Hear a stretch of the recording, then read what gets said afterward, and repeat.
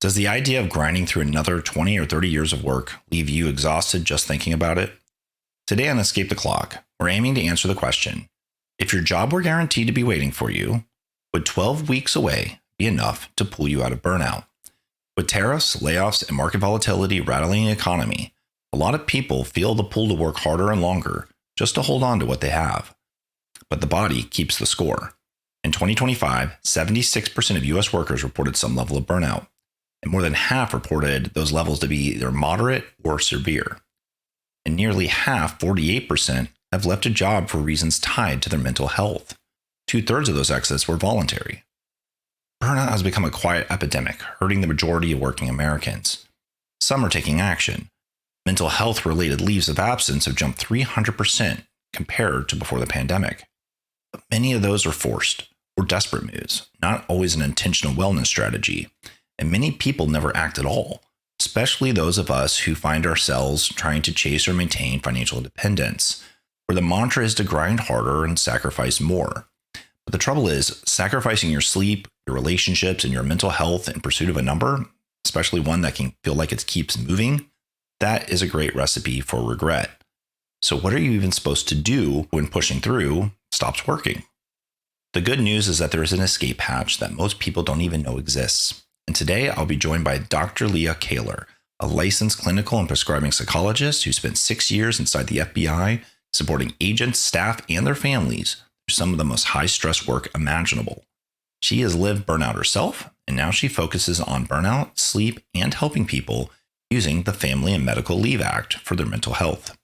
So today we'll get into what burnout really is and why high performers are often the worst at handling it, how exactly federally protected leave can give you up to 12 weeks to recover, and maybe even to quietly test what life on the other side of the grind could feel like. Stay tuned.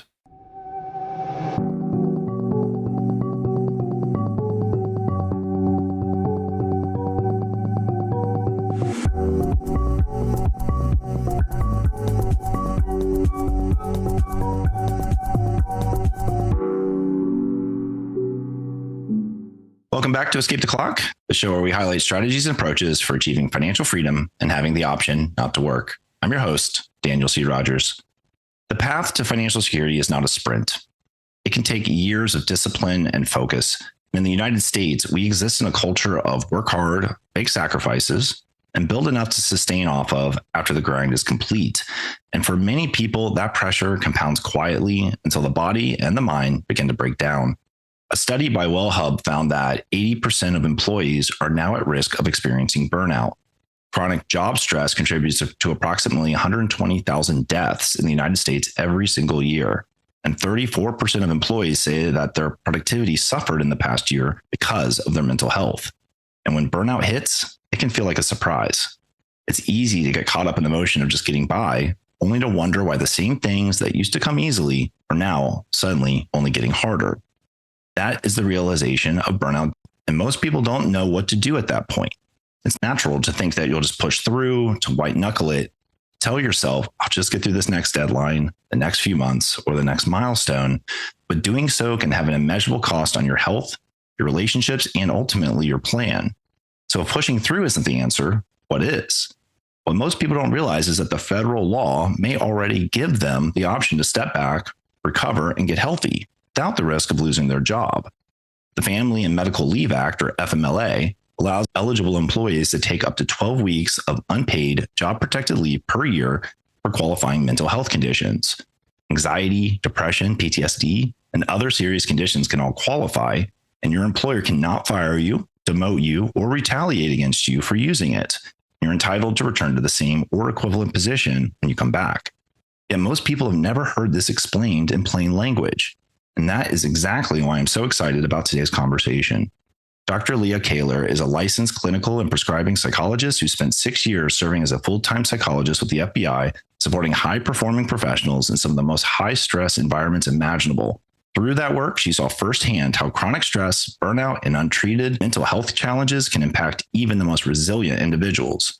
After experiencing the realities of burnout for herself, she became passionate about helping others recognize when they need support and understand their options. She now focuses on raising awareness about FMLA for mental health and provides a clear, accessible path for individuals to explore leave and receive appropriate documentation clinically indicated. LEAH, welcome to Escape the Clock. Thanks for having me. What an intro. I love it. I'm excited to talk and dive in and just explain this to people who have never heard about this before. Yeah, that's why we do this. And I'm really excited to chat with you in particular because we know each other. We actually met at Camp Phi, which I love that because you're not just some random psychologist. You're someone who personally on a journey, you're very accomplished, you're very driven, and you're the kind of person that I know Burnout tends to find. So I'd love to actually start there before we get into the mechanics of FMLA and all that good stuff that we have for people. What did burnout actually feel like for you when you first realized that it was happening? That's a great question. And I think that whenever it comes to burnout, and just like what you talked about in the introduction right there, is burnout is insidious and it creeps up on you. And I can only reflect now, having perspective, what I looked like then and what I look like now. And what I would say some of the big things that I'm noticing as I reflect, because when you're in it, it happens so gradually. And it's kind of like this, like chipping away, that each little chip, or, you know, as they say, death by 1,000 paper cuts, it is that very slow, insidious chipping away. And just like you mentioned, I'm definitely someone who recognizes myself as being a high performer, very loyal, very dedicated. If I told you I'm going to do this, I'm going to get it done for you, no matter how hard it is or things that I have to do to put from myself to the side. And so as I think back, my work-life balance now is fantastic, but that's very intentional. My work-life balance then was almost non-existent as I think back. And just to give you a little bit of an example, is I used to get up at 5 o'clock in the morning, get dressed as quickly as I possibly could, get on the road, drive like a speed demon. An hour was my commute. I would do 410s. So I would have a very long day, and not to give a whole lot of information away, but just as you mentioned, I spent over 6 years as a full-time psychologist for the FBI. And so my specialties are trauma. And so that is something that I was definitely utilized for, because being a psychologist within the FBI, I think a lot of people get confused as to like what that means or what that looks like. And I'm serving our special agents. I'm serving our professional staff. So this isn't like criminal minds. I'm not going into prisons and working with offenders. This is services for our special agents and our professional staff and their family members. So the reason why the FBI has full-time psychologists and mental health professionals on board is because I understand the realities of the organization, the chain of command, the things that happen. And so you can talk to me about crime scenes. You can talk to me about these really challenging videos or photos or things that you have to translate, because we have a lot of people who are translating things from other languages that may be very impactful. And so we don't want to have to take these individuals who are struggling and then ask them to go speak to somebody in the community who doesn't understand or couldn't handle it. Or, you know, there are stories about people trying to go find a mental health professional out in the community and then that professional actually crying in session. You know, I've heard some stories like that. So that's part of the reason why we have people like myself on staff to be able to handle and contain that really toxic stuff. And so as you can imagine, with any position, but definitely as being a psychologist and someone who identifies as a trauma psychologist, that, you know, you hear a lot of different things, and vicarious trauma is definitely real, and knowing how to take care of yourself. And I think at that time, I thought I was taking good care of myself or doing the best that I could with what I had. But I noticed that year after year, the more time that I had spent doing this, because I had that same position the whole time, was being a trauma psychologist, was I started to feel snippier. Like I just had a shorter fuse. I felt like I was always looking at the world and wondering like what's going to go wrong. Like I felt like I was always thinking that there's like evil lurking around every corner, because that's a lot of the stories that I would hear hour after hour, session after session. And I just started to be very cynical about the world and feeling very frustrated. And so those were a few of the ways that I feel like burnout was chipping away at me. And, you know, when that happens to you, and oftentimes it happens very insidiously, you may not realize how that then starts to rub off on the way that you interact with your coworkers, what you take home, how you interact with your loved ones, your friends, your family members. And I think that then after doing my 10-hour shift, commuting an hour home, only having a little bit of time to myself because I very much prioritize sleep. That's the one thing that I always have done. And we'll talk more about that later. Is I think that my relationships weren't very good. I don't think that I was very happy because I think that just so much of this was weighing on me and I didn't know how to wash off all the toxic stuff that I had heard all day long. So I think that's just like kind of a peek behind the curtain of what burnout looked like for me. Wow. Yeah, I can imagine. And I mean, you're a person, you're going to be impacted by the things you're hearing and experiencing.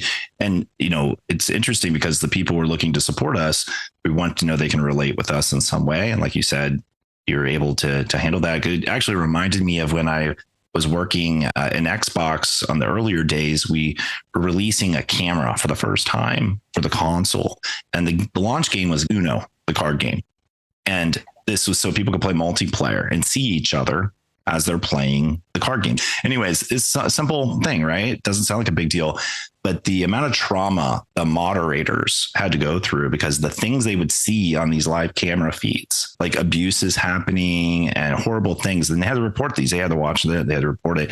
It kind of created this sense of bonding in the moderator team, whereas like people would come together with these shared traumas, and it was like you can't unsee these things. And so I want to ask you about more of a clinical understanding of this because I think so many people can relate to it. In the last year, more than half the people that we come across have experienced burnout. It was 52%, and 37% said the burnout was so severe that it made it hard for them to function at all.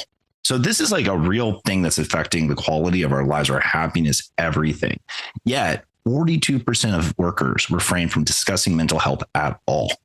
They just won't talk about it. So there's something really interesting here. And burnout honestly has become a bit of an overused word in the wellness space, I think. And sometimes people kind of will wave it away. So as a clinical psychologist, how do you actually define it? How do you know when someone is starting to experience it? Yeah, so I think that burnout is definitely becoming quite a trendy word. I also think that not just what it is that you're experiencing at work, but also just remembering the climate and the world that we live in. And like those do not exist in vacuums. They exist together and very much intertwined. And I think that that is probably also a contributor to the way in which people are feeling. But whenever it comes to burnout, this is going to be more of a pattern of this like very chronic. I think that's like a key term here is this chronic stress. Definitely whenever we talk about burnout, it's more so workplace stress. And the key to burnout is that it has not been managed successfully. And so I think that there's an element of just feeling like exhausted, like your tank is empty, there's nothing left, especially, whenever you go home to your loved ones, right? Like we spend so much time working at our 9 to 5 that when we go home, oftentimes we're just completely depleted and we have nothing for those that we love most and that we want to give to most. So I think that that's a key component. For me, I saw this and I don't know how to necessarily reverse it. I think I'm slowly working on it, but the cynicism. And I think, again, from working at a law enforcement agency and seeing all those things, and I imagine this example that you gave earlier about these folks who just think that they're working on the game Uno and they think that they, that is what they're doing. It's not that they think that they're doing it, but then all this trauma that they're seeing, and just like what you said, you can't unsee it. And the brain is a very powerful thing. It hangs on to things like that are very upsetting, that are triggering. And especially if we have anything like that in our personal history too, it can be even more magnified. But I think this cynicism about the world, about your work, am I making a difference? Is this even matter? I think like when you start to ask yourselves questions like that, we're getting towards burnout. And then also just mentally distancing yourself from work, or perhaps maybe you were a really excellent, very efficient performer, and maybe you're starting to see that in yourself, that I'm not where I used to be. I don't know how to get back to that. So I think that it just has to do with being under a lot of pressure and you're functioning, whether that's at home or whether that's professionally. And I think what you had mentioned in that statistic that you were describing is the functioning deteriorating. I think a lot of that we're seeing behind the scenes. So we put on a really great face because when we come to work and we do what we need to do, but then when we get back in our car and it's time to commute home, that's when the crumble happens. That's when the deterioration happens. Yeah. Maybe we're crying behind the wheel whenever we're headed home. So I think that could be at least a way to start to touch upon burnout. And I also think it's important that we acknowledge that burnout is going to look different for every single person. Yeah, for sure. I was really curious because it seems like a lot of high performers are the ones that end up being the worst at dealing with it. Yeah, they're the most often to get it and get impacted the hardest by it, but also the worst at handling it. Why do you think that is?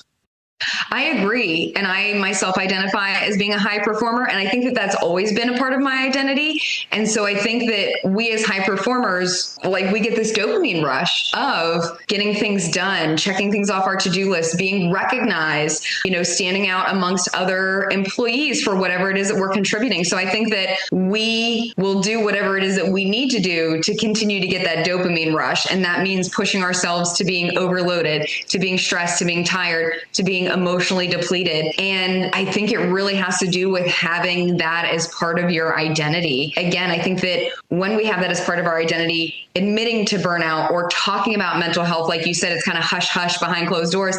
That feels like a weakness. That feels like a failure. That is not me. I don't identify with being a failure. We need to keep pushing harder because that's what has always gotten us to where we need to go. We need to push harder. We need to put in more hours. We need to persevere. And then maybe we really hit the wall. See, it seems like there's this superhero complex, I think, that's been created where it's you have to be able to show you're the best at everything. You can handle anything that comes your way. And it's not just work, right? You're balancing your family, your home life. Maybe even if you want to maintain friendships, that takes work. All these things have a cost. And I think so many high performers, it seems like they're willing to sacrifice their time and their own priorities and maybe their body. And people like us get to a point where we have a wake up call. And we were like, okay, no, we're going to take our time back. We're going to create some independence. But not everyone's at that point in their journey yet. So I'm kind of curious, is this a natural thing they're just going to have to go through? Just hit that wall and have a wake up calls or some way to help people earlier than that?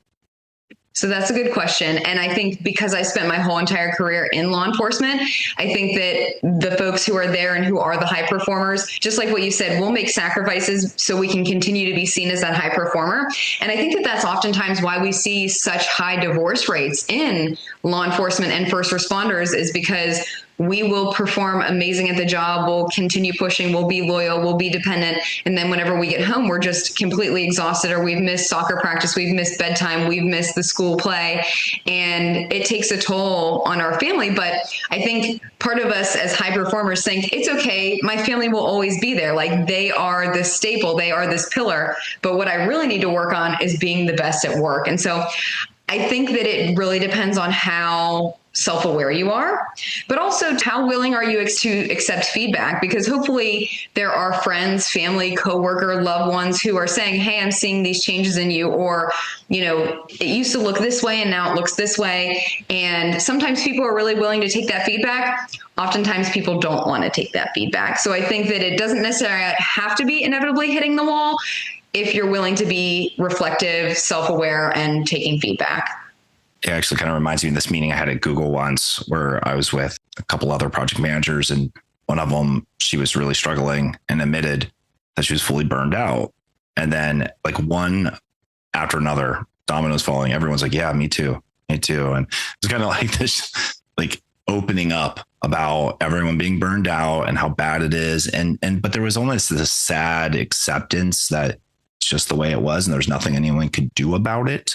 Now, I know you push FMLA and you're trying to help people be more aware of it and understand it better as an option. And to be honest, I wish I had met you earlier because I was a leader in that space. I should have been helping people with these options myself. I didn't know. I felt helpless. You don't know what you don't know. I didn't know I should be doing this. A lot of people haven't heard of it. So I was hoping you could talk us through it a bit, who qualifies for it? What does it protect you from? Things like that.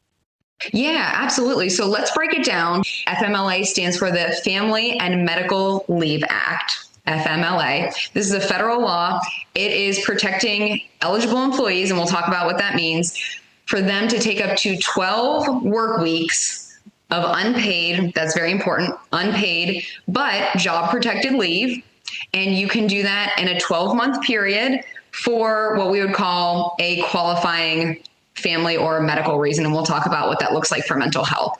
So whenever I say eligible employees, or you might also hear the word covered employer, what that means is that this person, this employee who's considering FMLA, they have to have been employed by that employer for at least 12 months. So that's going to be really important. So that's step number one. Do you meet this check box or not? Then the next one is you must have completed at least 1,250 hours of service during the previous 12 months that you were working for that employer. So that looks like about part-time. So if you were working part-time or more and you've been with that employer for at least a year, then you're in the clear for that one too. That's number two.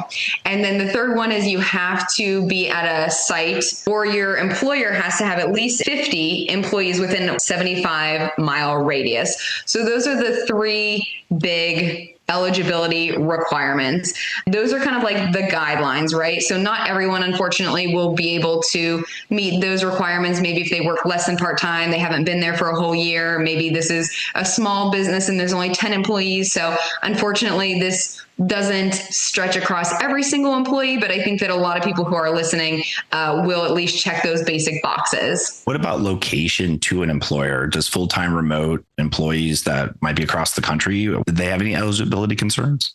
To my knowledge, no. So if you're working remotely and you're feeling like FMLA might be right for you based on what you hear after today's conversation, it doesn't matter if you work from home or if you work in an office or if you have some type of hybrid situation, you can still qualify for FMLA. Great question. Gotcha. Yeah. So location is more about the employer status themselves. The employer has to qualify as a valid employer.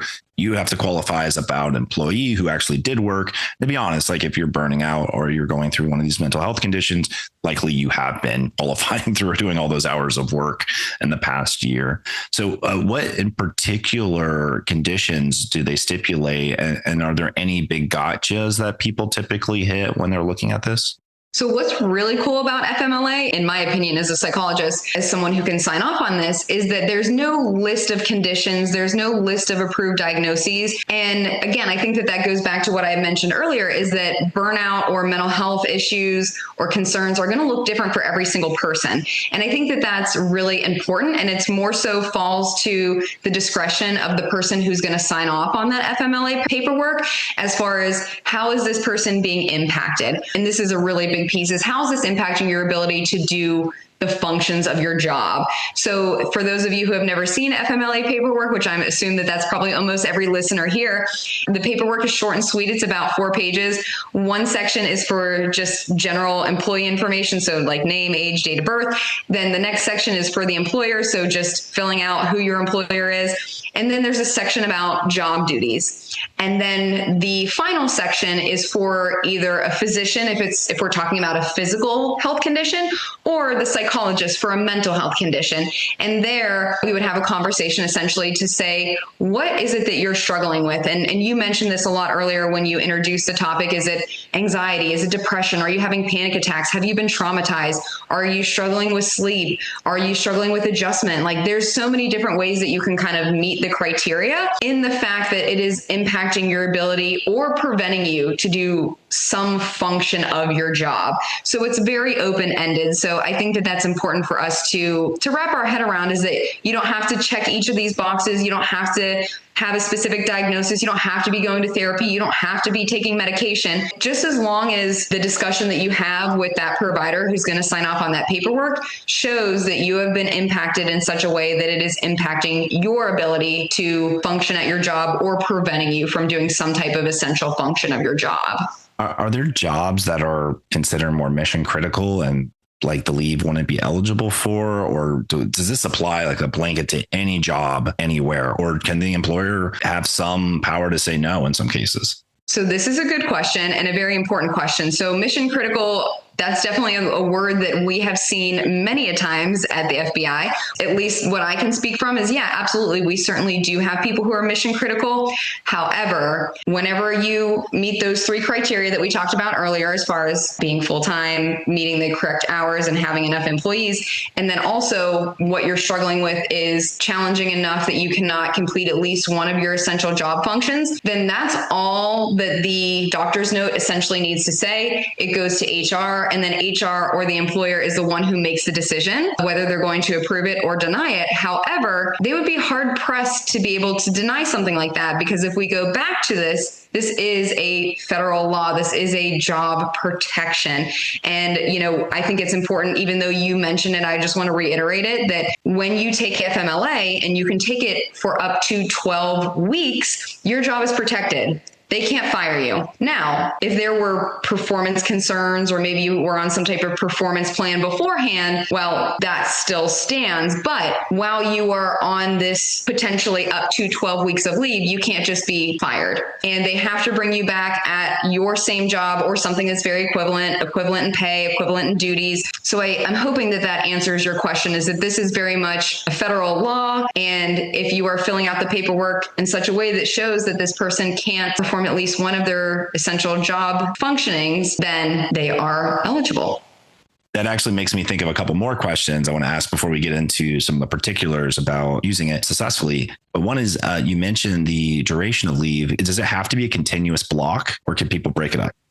Very good question. So FMLA can be used in a couple of different ways. And this is something that I would certainly talk to your doctor who's going to be signing off on, is you can take it in that continuous block. You can take it intermittently. So say, for example, you're someone who struggles with depression and you're kind of just going through it and you need to take off 3-4 days, kind of no questions asked. It can work that way. Or a third way that's kind of cool is a reduced schedule. So maybe this is medically necessary because you need to go have therapy sessions or something along those lines, or maybe you need to work less hours or fewer days. So it can look like a couple of different ways, but it can be taken essentially 3 different ways. So continuously, intermittently, or on this reduced schedule. Oh, that's cool.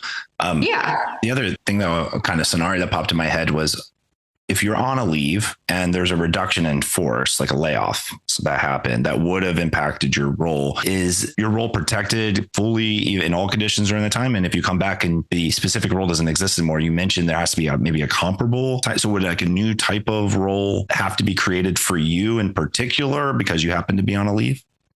This is a great question. So from my understanding, it is a job protection. So if you just unfortunately happen to be out on leave and then this company does this downsizing, my understanding is that until your FMLA is up, so however much time you choose to take, all the way up until 12 work weeks, that you have to be brought back, and that you have to be brought back either at your same position or at a similar position with similar responsibilities, similar pay, similar benefits. That's how the law is written.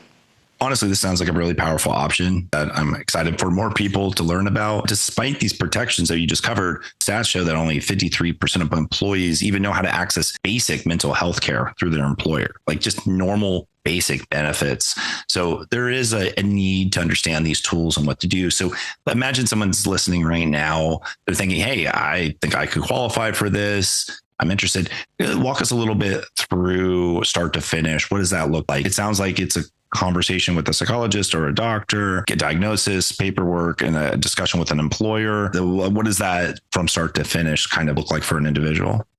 Yeah. So what I think is so unique about this, and what I really love, because again, I'm a psychologist, so confidentiality is king, right? Like that means so much. So whenever you are interested in taking FMLA, you would first speak to your HR department or your HR representative, and that person should be very well versed in FMLA. That's like one of the big pieces of their job, whether people actually use it or not, is that they should be trained in that. And then there are forms that the individual needs to get. So there are forms from the Department of Labor, and those are just very basic standard forms. That's the one I was describing earlier that's about 4 pages long. That's what a lot of employers use. Sometimes employers may have specific forms terms that they have created. However, what is cool is that they can't ask any more information. They can't be really nebby. They can't ask for your medical records. There's a lot of protections. So first you'd go to your HR representative or department. They would have a conversation with you about what this looks like. Hopefully they would have a conversation with you about those 3 things we talked about to even let you know, are you eligible? Because if you're not, you don't want to go down that road and then end up being disappointed. So they'll probably have a conversation with you about that.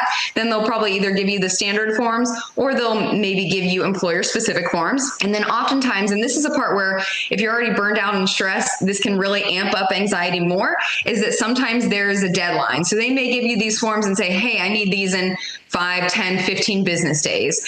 And for folks who know that they're burnt out, who know that they're stressed, who know that their mental health isn't doing well, but they don't have an existing relationship with a mental health professional, this might be where we start to get really nervous, panicked, worked up, and think, oh, never mind, I'm not even going to do it. Yeah. And go ahead. No, yeah. I was thinking about that. I mean, like that can be hard. I remember trying to just find a mental health professional for a family member. Sometimes the lead times are really long. Sometimes it's hard to find one that's good, build a rapport. Like there's a lot of unknowns there, and that can be stressful to say the least. You're exactly right. Even if you know that your mental health isn't doing well because of work, well, yeah, maybe you don't have a relationship with a psychologist or a counselor or a psychiatrist. Yeah, that's not unusual at all. And just as you mentioned, sometimes wait lists are very long.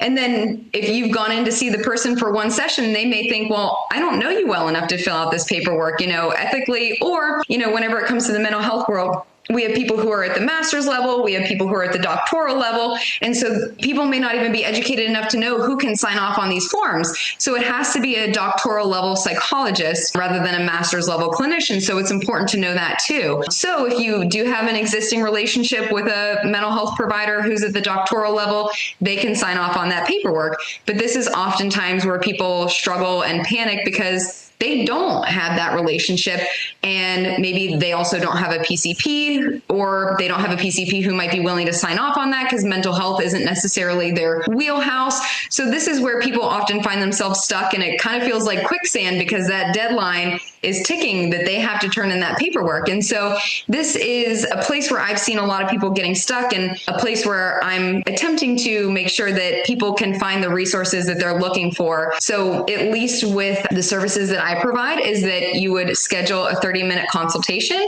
We would have a face-to-face online virtual conversation about how you're being impacted, what the mental health symptoms are, and how that is impacting your ability to perform your job. And then when medically necessary, then the paperwork can be signed off on and given back to you the same day. So it's really trying to help educate people about what FMLA is, how you can use it, and then also trying to just get you out of that quicksand and get those paperwork signed and back to your HR department.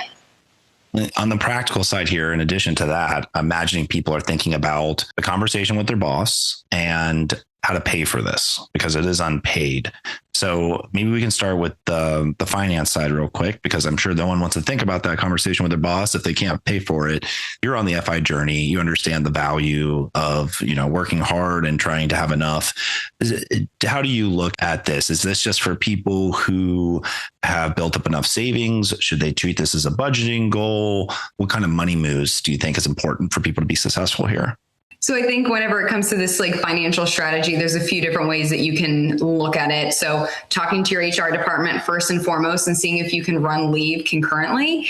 And what that might look like is if you have unused vacation time, you can also run that at the same time as FMLA. So at least some of that might be paid. Also, even though you have up to 12 weeks of unpaid leave, you don't have to take all of those 12 weeks. And as we mentioned, you can take it as one big block. You can take it as intermittent. You can take it as a reduced work schedule. So there's different things that you can do if you're financially concerned about this. And then something else that you can look into is disability benefits. So is this condition that you are struggling with, are these symptoms severe enough to be able to be eligible for disability? So I think that that's something to look into. And then also, as someone who's been on my FI journey for a while and hanging out in the messy middle, where it definitely does tend to just kind of feel like it's never ending, I think that this can also be looked at not as a place where you are losing money or that you're starting to like squirrel away or starting to squander what it is that you've saved. But I think instead it's looking at taking time away. What I like to say is kind of like refilling your cup or, filling up your gas tank again. Because a lot of us who are at burnout or who are probably considering FMLA are feeling really burnt out, really exhausted, like they're at the end of their rope. And so I think that by taking that step away, then you can kind of mentally bounce back. You can build up your resilience again. And hopefully, because this is a job protection, you can come back to either that same position or a very similar position and come back and continuing to be that amazing employee. And so I think that this is really important that if we really started to actually talk about mental health and how much it's impacting us, that we would see and be willing to have these conversations. And I'm excited that now that I've kind of been delving into this space and trying to raise awareness, that I hear a lot of amazing stories like this where people were just struggling so much. They did luckily have someone in their life who could tell them about FMLA. They were able to take it. And then when they come back to their position, it's a huge success story because of being able to step away, take care of themselves, and then continue back on that financial money-making journey because your job is still waiting for you. Probably a good time for me to share this story then, because I had that exact journey for myself because I was working in a high performing job, right? This is Google during the AI race start and lots of tech layoffs happening. I was overworking myself because I had a large reduction in staff. And so I was picking up a lot of that work. And long story short, I ended up in the hospital. I have a well-managed medical condition, but I was neglecting it and sacrificing too much. And so I had a bit of a reality check from my primary care physician who said, look, how much sacrifice are you willing to give to this job? Are you going to literally give your health to this? Because you can't really get that back. And I had known that health is one of these big regrets people have. So I'm like, you know what? You're right. Let me see what I can do about it. And he pushed me to take a short-term leave. I took 3 months off from work. This is the first time since I was 14 years old that I didn't work. And during that time, I really got serious about my health goals. I lost 15 pounds and I was doing physical therapy 3 times a week, 2 types of physical therapy. And I was just getting back into my best form. And I remember going back to work and going, oh, my job still exists. It's still here. And not just that, I was in much better condition. I had been in, I bought some new clothes. I felt great. But I do remember my physical therapist and my doctor saying, are you sure you're going back to work? You're feeling optimistic, but you're going to relapse. It's going to happen. Now, I mentioned that because I think there are things that we need to do mentally to recovery isn't everything, right? We have to prevent the systematic issues that get us into that place in the first, like saying yes to everything or just going with everything, sacrificing to a point where we have regret. So there was a bunch of those things. So one, I'm kind of curious what you think about that story, because that was my life and that leave was really important to me. And it actually was a little bit of sabbatical trial, which made me realize that my early retirement would be successful as well. So someone on the FI journey, I'm kind of curious, is this something you're seeing people and pushing people to do because you're seeing successes like that? So thank you for sharing your story. And I think that this is important that the listeners know that even though we know each other, I did not know that this was part of your journey. So this is my first time hearing it. Yeah. And I'm very excited, not that this happened to you, but that you have this success story of, I was struggling, I was neglecting my health. I got to a point where other people were telling me that, hey, you have to do something about this. You listen to them. You were able to take 3 months of leave off, and then things started to really be on the up and up for you. And I think that this is just one iteration of the story that I continue to hear when I find people who have been willing to allow themselves to take FMLA, because I think that that's another hurdle, is knowing about it, learning about it, maybe hearing other people's experiences, but then allowing yourself to think about, what would this look like if I did this? Yeah. And everyone really missed me during that time. And it was actually, when people are gone, you start to take them less for granted. And as high performers, right, people will appreciate so much of what you do until you're not there, right? Because then they have to kind of do it for themselves. So that was amazing. The only downside of it was the kind of dealing with my manager. My manager was definitely pressuring me not to do it, to find other ways, other compromises. And I imagine people have that concern, right? Those are the hardest conversations we usually will have, right? We have to be accountable to ourselves, but then we'll have that pressure from the job itself. So how do you help people be successful with that conversation, knowing that that might be where they get pushed away from doing it?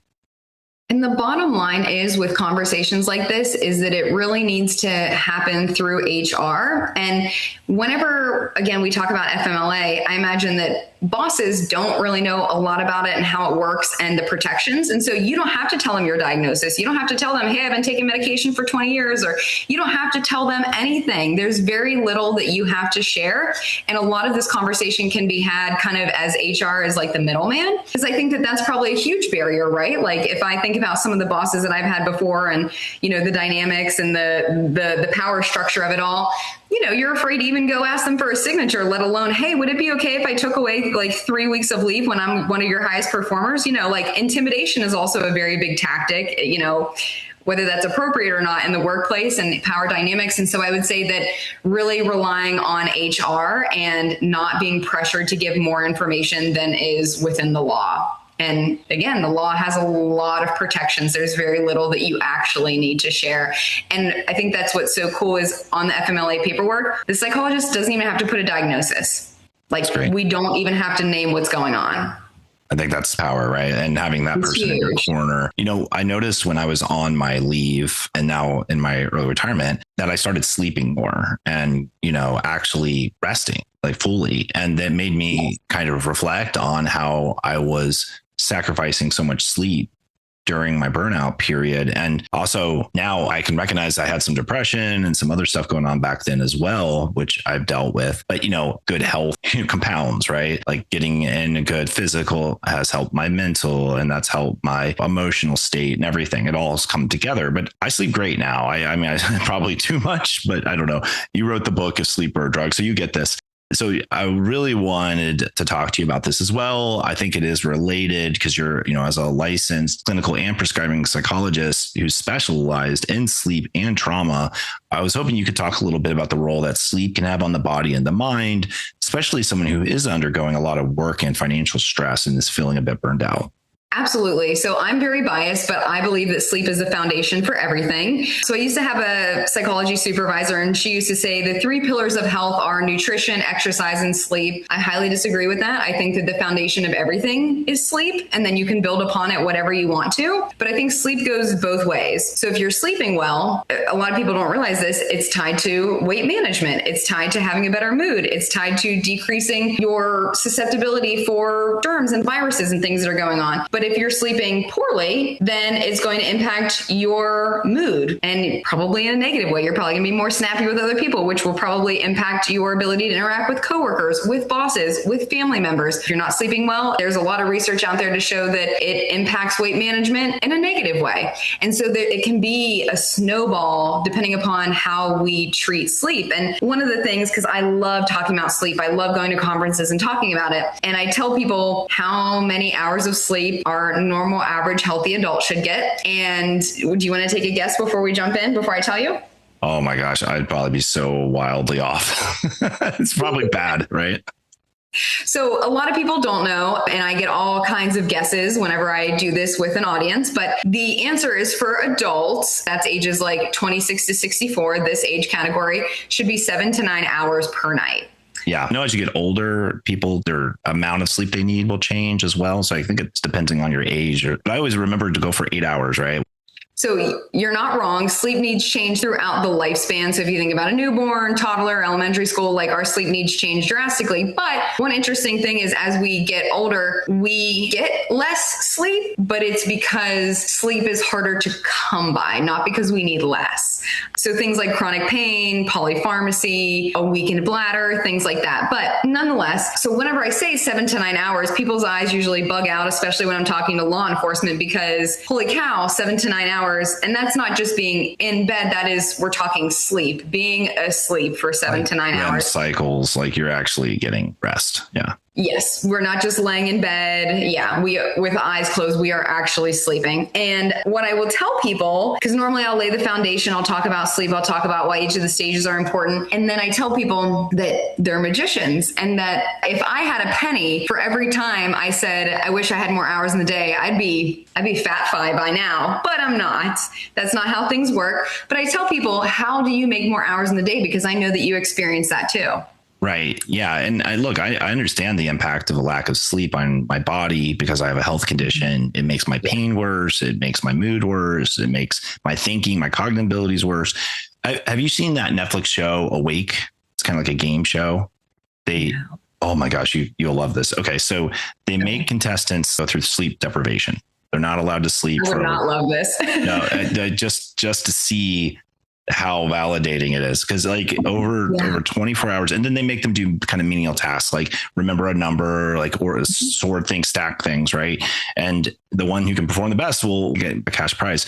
But anyways, like seeing people struggle with basic things like just eye-hand coordination, memory recall, mood, like all of that stuff. And it's kind of sad to watch it. It's like we almost revert to a more basic state like that. And imagine you're in a high performance moment, like a big meeting, customer meeting, whatever like that. And you're not sleeping because of that, or you're burned out and you can't sleep. You know, you need to, but you can't. And it's just compounding and it makes it so worse. It's like this cycle that you can't escape from. I imagine that's a show that you probably would both validate from and hate watching at the same time. Yes. But it is, you can see this happen with the people around you if you look.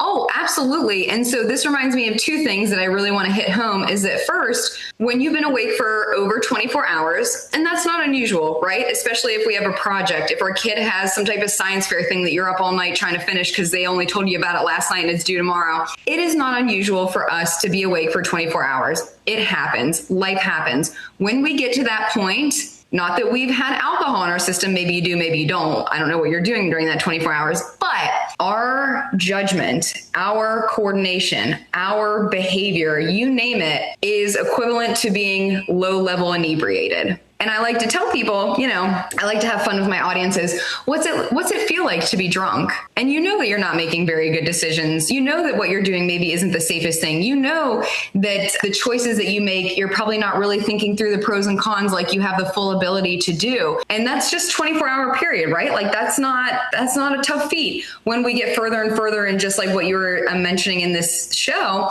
it starts to get very, very serious to the point where it can look like active psychosis if we continue to stay up for longer and longer, where that might look like hallucinations. We're seeing things that aren't there. We're hearing things that aren't there. And it gets to be very, very dangerous. Now, are we talking about that for most people? No, not necessarily. But for that period of time when you've been awake and you've been awake for much longer than you should be. So again, we'll just go back to that 24-hour. When we do that night after night after night after night, or let me back up. Let me say this. A lot of people don't identify as being chronically sleep deprived, but it's incredibly easy to meet the definition of being chronically sleep deprived, and that is 6 hours or less of sleep per night. That's what chronic sleep deprivation is. So when we are doing that night after night after night, and I'm sure that there's a ton of people who are listening, especially those high performers, because they're going to go home and they're going to put the kids to bed and then they're going to get back on an email, or they're going to finish that PowerPoint, or they're going to go above and beyond before they turn in that spreadsheet. And so when we do that and we are functioning at this lower level, what the research tells us is that we don't know, that we are not able to be insightful about our own awareness and our own behavior to know that we're being impacted that way. And that's what's really interesting. And I think that that's also what fuels people to continue to function in this sleep deprived state, is that they themselves cannot realize it. But simple tasks like what you just mentioned will easily show, no, you are very impaired. Yeah. And I think there's eventually a breaking point, because there was this 2025 study by Mindshare Partners Mental Health. They had this report that said that 48% of American employees have voluntarily left a job because of their mental health. 2/3 are doing this voluntarily, meaning that they are coming to their own breaking point. It's not because of their performance necessarily. They just kept pushing and pushing and pushing, probably sleep deprived, burned out. It's leaking into every aspect of their life. And then they're just like, I can't handle it anymore. So what does a good FMLA leave look like? Is it just good enough just to catch up on sleep? Or are there other things that you would recommend people are doing to make the most of as much time as they decide to take? That's a great question. And I think, again, for each person, this is going to be unique. What is going to fill your cup back up? I think no matter what, I don't care who you are, I think that good sleep is going to be the foundation of any plan. But then maybe that looks like, if you've never been in therapy, maybe attending therapy. Maybe that looks like being outside and getting fresh air. Maybe that means getting back into hobbies. Maybe that means deep breathing and meditation. Like, every person is going to be different. And oftentimes, whenever we're talking about FMLA, a lot of the stress could potentially be the job and handling the job and all the pieces that come along with it. So I think just being able to have some separation between yourself and the job in and of itself will be healing, in addition to all the other things that you yourself need. So like you talked about, getting back in shape, losing weight, like that's going to make you feel better. And that's also going to improve your physical health. So I think each person is going to have unique needs and what it is that that looks like. But no matter what, I hope that everybody's self-care plan has good sleep on it. Love it. Thank you, Leah, for coming onto the show, explaining this. Yeah, I mean, hopefully people have another option and feel maybe a little less stuck, especially if you're experiencing any kind of mental health or any other conditions with this grind, because it does feel quite like a grind, right? We're trying to work towards using sacrifice as a tool to have enough so that we can have the option to stop. So if people are looking to learn more about you, connect with you, or find your book, how can they do that? Yeah, absolutely. So if you want to learn more about FMLA and you really want to like dig down the rabbit hole, because today we gave you a good introduction, but there's still many more questions you might have. So I have a very extensive blog on my website called FMLA Help.com. And on that blog, you'll be able to read all kinds of frequently asked questions, kind of digging in even further than what we talked about here. And then also, if this feels like it resonated with you today, if this feels like an option for you, you can schedule an appointment with me right there on the website, and we'll have a conversation about what's going on with your mental health. How is this impacting your ability to work? And then if it's medically appropriate, I will sign off on FMLA paperwork and I'll return it to you the same day. Or if you have more extensive forms, then up to 2 business days to really help you meet that deadline. And then if you love sleep, you want to know more about sleep, or if you want to be in love with sleep, my website, drleahkaler.com, has a lot of information there. And then you can also find my book. It's where all books are sold, but definitely on Amazon and Audible. It is called If Sleep Were a Drug. So I would say those are the 2 resources that I have for you with regard to either FMLA or how to really improve your sleep. And hopefully something here has resonated with you and is going to be helpful to you. And, you know, if not, you have lots of loved ones, friends, family members. So make sure that you keep this in your back pocket and share it with other people, because that's a huge part of why we're here, is to make sure that we get this information to the people who need it most. Well, I learned, and I'm sure many others did as well. And so thank you so much for coming on the show. And I'm wishing you the best health, the best sleep, and the best continued success on your FI journey. Thank you. Yeah, it was a pleasure to be here. And yeah, I can't wait to get out of the messy middle and to full FI. Beautiful. Thanks again for coming on the show.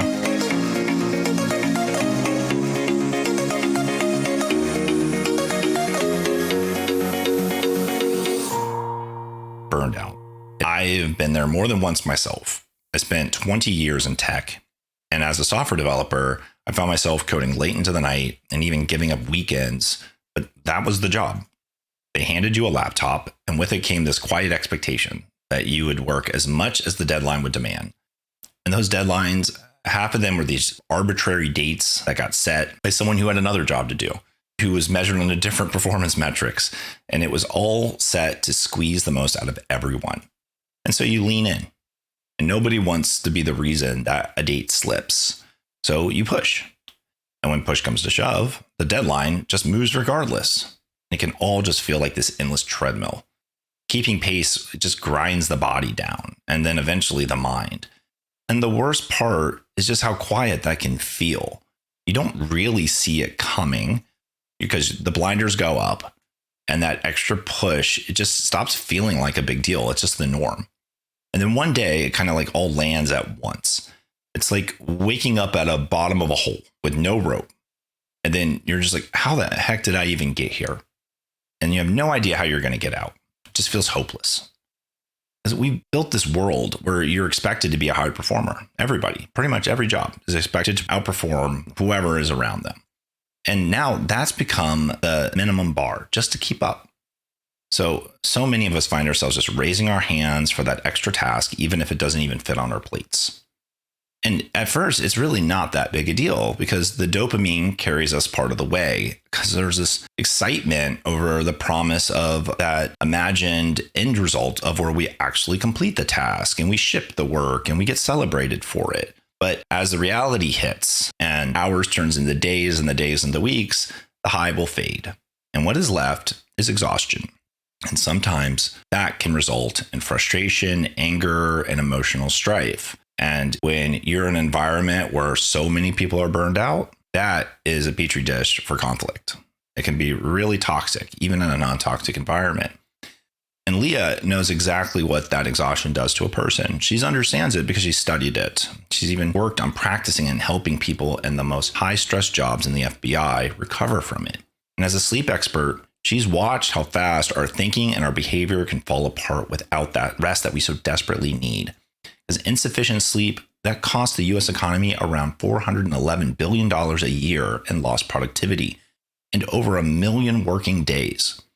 So in an economy that's so desperate for optimizing productivity, you'd think that we would prize breaks and sleep because the logical result is that the more well-rested people are, the better they perform. But the truth is that's not how it works at all. On average, people get about 6 hours a night. And those people carry 13% higher risk of death than those who actually are getting 7 to 9. People are actually risking their lives when they're sacrificing their sleep. And the bill does not stop at the economy. It actually shows up in your life. Weight gain, neglected relationships, mood that you might find that you can't regulate any longer. This can be things like anger and depression and anxiety. This feeling of constant unhappiness or a chronic fatigue that no weekend, even an extended weekend, can possibly touch. The list just goes on and on. That is why this conversation mattered to me, because LEAH carries a tool almost nobody knows they have. The Family and Medical Leave Act gives eligible employees up to 12 weeks of job protected leave. It's a federal act that gives a federal protected benefit to take care of yourself. It exists for a reason. It's because sometimes we need regulation to make sure that people do the right thing. Your employer cannot fire you for taking it, and they have to bring you back to the same or the equivalent job. There is no official list of approved diagnoses. It's not about checking a box. It's about whether what you are carrying is making it hard for you to do your job.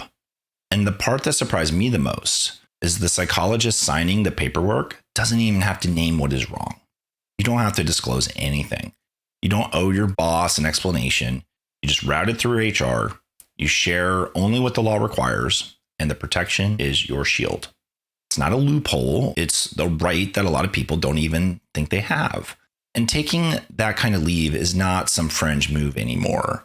According to ComPsych, in just the first quarter of 2024, more Americans took a leave of absence for their mental health than for accidents, cancer, COVID, heart disease, and heart attacks all combined.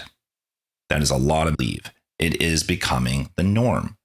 Now, I would bet it's not equally spread generationally, but I don't have the data for that. So that's just my guess. But so if you're listening to this and you're thinking, look, it's just me, I'm just tired, I can keep doing it. It's not just you. This is what I know so many people think when they're working towards FI. The idea that you got to push a little harder, you got to sacrifice a little more, because once you get there, then you can finally stop. But you may find that you're actually adding an unnecessary risk to your plan. That when you do that kind of pushing, you become the problem that needs to be mitigated, because now all of a sudden you could have that emotional moment that you regret that could actually set you back. It doesn't need to be that way though. Doing maintenance on your house, doing maintenance on your car, these things we take for granted. We realize we need to do that on the car so the car can continue to function properly. Our bodies and our minds, our well-being, they require maintenance as well. It's completely okay to do that. That's how you make the distance. Look, I know it can be hard to do it because it's unpaid. I get that. Like, the money is the number that ticks us towards our goal here. But look, turning off the paycheck on purpose, even if it feels like the opposite of everything you're working towards, there are some things you can do to flip the script there. You're not bleeding out the account here. You're filling the tank in a way. You're filling your tank, and there are levers. You can use unused vacation on top of the family leave, or you could even take your family leave unpaid and then put your vacation on top of it to extend your leave. Part of it's unpaid, but you can use that time to practice your financial independence. Use that time without a paycheck coming in to see how it feels. You have other sources you've been practicing, tap into those. Or just take less than the full 12 weeks. Just take it intermittently, just on a reduced schedule, a little bit at a time. Now, you might need the full 12. I think it depends on where you are, but you might find that you don't. A couple weeks might be enough. And I bet you can survive a couple weeks without a paycheck. You'll be able to make it. You might surprise yourself. Overall, though, look, stepping back is not quitting on the goal. That's what I'm trying to say here. It's just about finding the right mitigation to get you to that goal. It's about sure and steady to win the race. I walked the walk myself on this, so you can take it from me. Because when I took my medical leave from Google, I was really focused on rest and recovery, and it really did work for me. Things did not fall apart. I was able to collect myself. I was able to bring the best of me back to my job, and it really worked. I found that I had a new perspective. I set different limits. I did not volunteer for everything anymore. I realized what it had cost me to keep doing what I had done before, and I learned from that, and people noticed it. They responded well to that energy. And, when you're burned out, people feel it. They feel it on some level, and that can hurt you even if you don't realize it.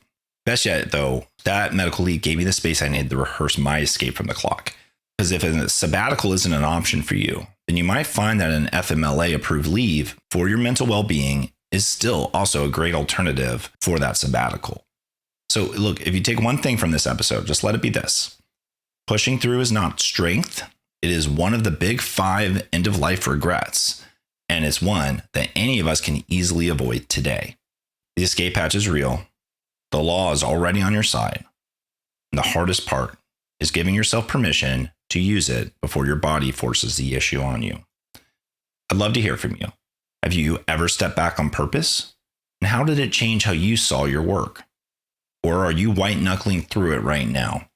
Email me at contact@escapetheclock.com or leave a comment wherever you listen. I'm Daniel C. Rogers. Thank you for listening, and best of luck protecting your health, guarding your sleep, and escaping the clock. I'll catch you next week. That's a wrap on this episode of Escape the Clock. Everything you've heard today is for educational purposes only, designed to help you think, plan, and build a stronger financial program. Take what resonates, bring it into your Escape the Clock plan, and review it with a qualified professional before making any major moves. The book, the free planner, and the one-on-one time with me are all waiting for you at escapetheclock.com. If this episode was valuable, please leave a rating, share it with someone who needs to hear it. I'll catch you next week.